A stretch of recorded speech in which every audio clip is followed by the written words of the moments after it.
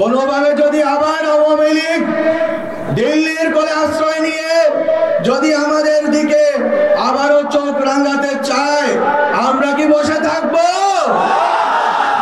আমরা কিন্তু বসে থাকবো না।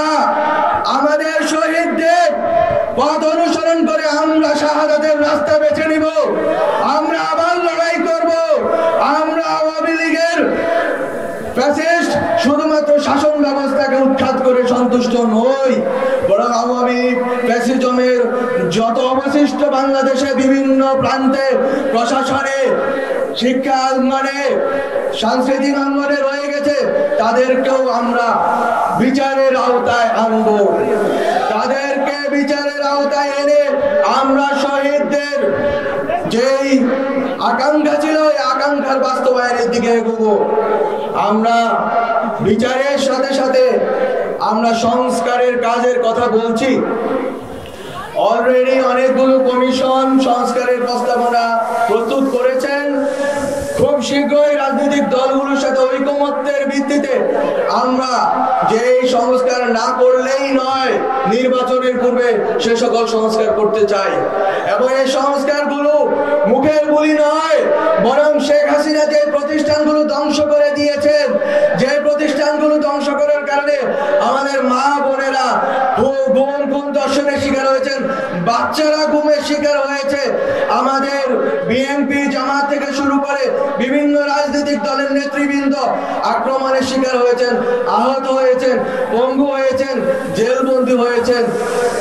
আমাদের সবার সেই যে প্রেরণা ছিল যে এই প্রতিষ্ঠানগুলো হাসিনাকে সাবস্টেনশিয়েট করেছে, হাসিনাকে টিকিয়ে রেখেছিল, সেই প্রতিষ্ঠানগুলোকে একই রকম রেখে আমরা নির্বাচন করতে পারি না।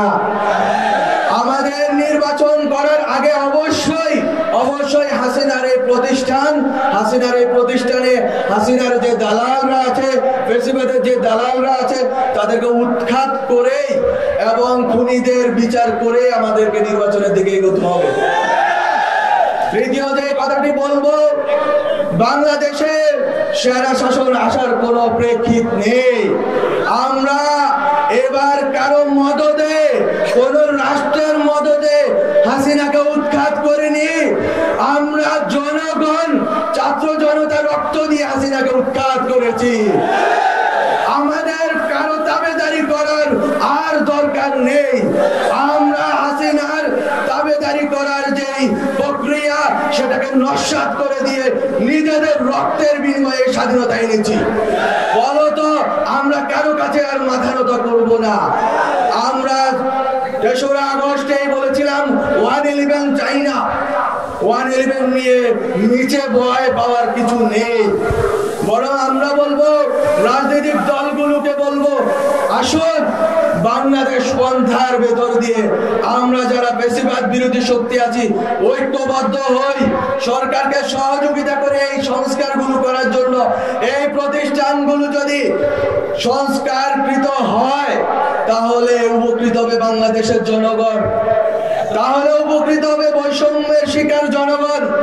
আপনারা যদি আপনাদের সদিচ্ছা থাকলে আপনারা এই সরকারকে সর্বতোক্রমে সহযোগিতা করবেন এবং এই সংস্কারের কার্যক্রম শেষ হওয়ার পর আমরা একটি সুষ্ঠু গণতান্ত্রিক নির্বাচনের মাধ্যমে ক্ষমতা হস্তান্তরের দিকে এগোবো।